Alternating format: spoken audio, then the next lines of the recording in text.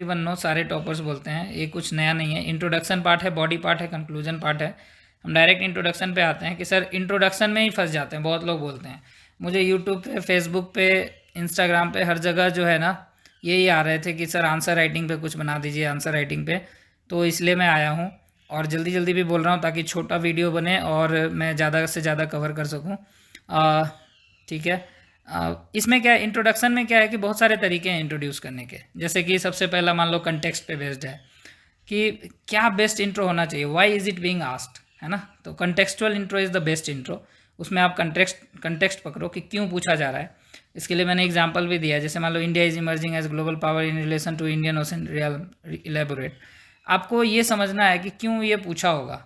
अगर ये समझ में अगर आपने की पकड़ लिया तो you are right at the point, आपने बुलसाई को हिट कर दिया। Now you will elaborate. तो ये एक तरीका है। अगर कभी कभी कंटेक्स्ट समझ में नहीं आता है तो फिर हम आगे भी जाते हैं। ये स्लाइड्स ऑलरेडी शेयर्ड है टेलीग्राम पे, you can go through it also. I am not going to waste my time in this.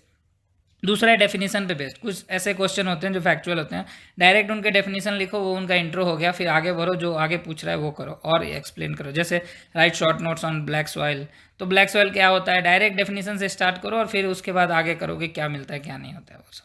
ठीक है। जैसे कि कोई और एथिक्स पे, मोरालिटी पे कोई क्वेश्चन है तो डायरेक्ट अगर कोई टर्म है उनके डेफिनेशन दो और एग्जाम्पल दो और फिर आगे बढ़ो, है ना। ऐसे मान लो कि फैक्ट बेस्ड भी दे सकते हो कि ये क्वेश्चन क्यों पूछा होगा, तो तुम्हारे पास अगर कोई फैक्ट है तो वहाँ से भी स्टार्ट कर सकते हो।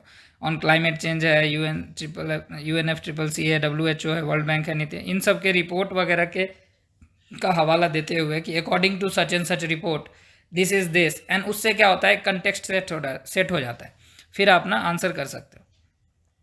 ठीक है।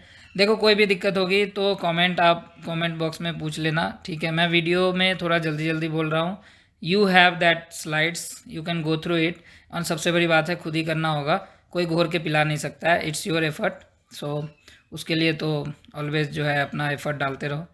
उसके बाद है कि दूसरे और भी तरीके हैं इंट्रोडक्शन के, good lines, quotes, best information, इन सब से भी शुरू कर सकते हो। जैसे कि मान लो कि RTI पे क्वेश्चन है तो RTI is the best potent weapon to empower the citizen. ठीक है। पहला लाइन ये लिख दिया, सबसे पावरफुल लाइन है ये। मैंने भी किसी टॉपर से कोट किया था, एग्ज़ाम में कहीं ना कहीं पूछा होगा या टेस्ट सीरीज में तो लिखा ही होगा। तो इस तरह के कुछ आपके पास 100, 200, 500 जो है ना, पढ़ते पढ़ते पढ़ते न्यूज़पेपर, योजना, बहुत सारे सोर्सेज पढ़ते हो, बुक्स वगैरह, वहाँ से आपको बेस्ट लाइंस, उनके इंट्रोडक्शन करने के तरीके मिल जाते हैं। तो उसी को उठाओ, अपने नोट्स में रखो। ठीक है। किस टाइप का वहाँ पे क्या कंटेक्स्ट वैसा है, कहाँ से शुरू करना चाहिए। तो इंट्रो में ज़्यादा टाइम वेस्ट नहीं करना चाहिए। बहुत लोग उसी में रहते हैं, सर इंट्रो क्या करें, शुरू ही क्वेश्चन समझ में नहीं आ रहा है, शुरू में क्या आता तो है क्या लिखना है, बट कहाँ से स्टार्ट करूँ, पहला लाइन क्या लिखूँ, वो मोस्ट होता है ना, एकदम पावरफुल लाइन लिखने के चक्कर में 1-2 मिनट बर्बाद कर देते हैं। ऐसा इतना देर होता नहीं है, इसलिए बस शुरू कर दो, जो आता है लिखना शुरू कर दो, स्टार्ट कर दो। ठीक है। जैसे स्किल डेवलपमेंट पे आ गया, एजुकेशन पे आ गया, तो आप लिख सकते हो कि success does not come through magic, it needs necessary skills to succeed. Skill develop, इसको आप स्टार्ट करोगे, फिर यहाँ से आप कंटेक्स्ट बिल्ड करके आप आंसर में जो पूछ रहा है उस डायरेक्टिव के अकॉर्डिंग अपने आंसर को घुमा सकते हो। वो हुक हो जाता है पहला क्वेश्चन जो है। फिर हिस्टोरिकल और कॉन्स्टिट्यूशनल बेस्ड भी आता है, जैसे GS पेपर 2 वगैरह में ईजी रहता है कि आप डायरेक्ट कॉन्स्टिट्यूशनल आर्गूमेंट के आर्टिकल 148 में ये है और इनकी वजह से ये है, इस तरह से जो है मैं इस पर आगे बढ़ता हूँ। तो आप ऐसे भी कर सकते हो कि आर्टिकल्स वगैरह का। फिर और क्या एक्स्ट्रा टिप्स हैं, आपको जो है ना अपने आंसर्स को डाइवर्स रखना है। ये नहीं, मैंने देखा है बहुत लोगों के आंसर्स कि वो ऐसे लिखते हैं हर क्वेश्चन में, सोशल, इकोनॉमिकल, पॉलिटिकल, एथिकल, ये सारे एंगल, फिर दूसरा क्वेश्चन भी एक्सप्लेन करिए सीधे। नो, ये मैकेनिकल लगता है। और कुछ लोग का डायग्राम बनाने का भी तरीका है कि मतलब एक ही तरह के डायग्राम आप बनाते जा रहे हो। मैं डायग्राम पे भी आऊँगा, दूसरी वीडियो बनाऊँगा जिसमें कि डायग्राम और मैप्स के बारे में एक्सप्लेन करूँगा। ये बस आंसर राइटिंग का पार्ट है कि how you should go and how you should approach, और कैसे क्वालिटी बढ़ानी है ना। आपको डायरेक्टिव्स को पकड़ना है, क्वालिटी बढ़ाने की बात मैंने कर ली है। इसमें आपको ये 5 चीज़ों पे ध्यान रखना है। एक तो है पर्सपेक्टिव वाला एंगल है कि कितने सारे पर्सपेक्टिव्स ऑफ डायरेक्ट, वो जो होता है ना आपके डायमेंशंस, आप कवर कर सकते हो। फिर examples, facts, maps and diagrams. कहीं कहीं एग्जाम्पल से काम चल जाएगा, कहीं एग्जाम्पल नहीं है उसके लिए तो वो फैक्ट से उसको सब्सटेंशिएट कर दो, कहीं कहीं दोनों है तो बहुत अच्छी बात है। कभी मैप बनाना पड़ेगा, कभी डायग्राम बनाना पड़ेगा, है ना, कभी फैक्ट्स एंड डायग्राम देना पड़ेगा। तो कॉम्बिनेशन ऑफ दीज, अगर आप ये 5 रखते हो अपने आंसर में, है ना, तो आपकी आंसर बहुत अच्छी निखरेगी। टाइम लगेगा, स्किल है। एक दिन में कोई भी जो है चित्रकार नहीं बन जाता है, एक दिन में कोई आंसर राइटर भी नहीं बनता है। स्टार्टिंग में मुझे भी दिक्कत होती थी, सबको होती है, इट्स नेचुरल। बट मैं प्रॉमिस करता हूँ कि अगर आप इसको फॉलो करते हैं या किसी तरीके से आप जो है ना अपने स्किल्स को डेवलप कर लेते हैं, तो 2 से 3 महीने में you will start writing a very good answer. Give 2 to 3 days, ठीक है। उसमें क्या है, मैं ये बोल रहा हूँ कि ये सब जो मैं एक्सप्लेन कर रहा हूँ उसमें आप 2 से 3 दिन दो, ठीक है। या तो प्रीलिम्स के बाद आप आंसर राइटिंग स्टार्ट करते हो तो, और अभी अगर आप अगले साल देने वाले हो तो बेस्ट टाइम है।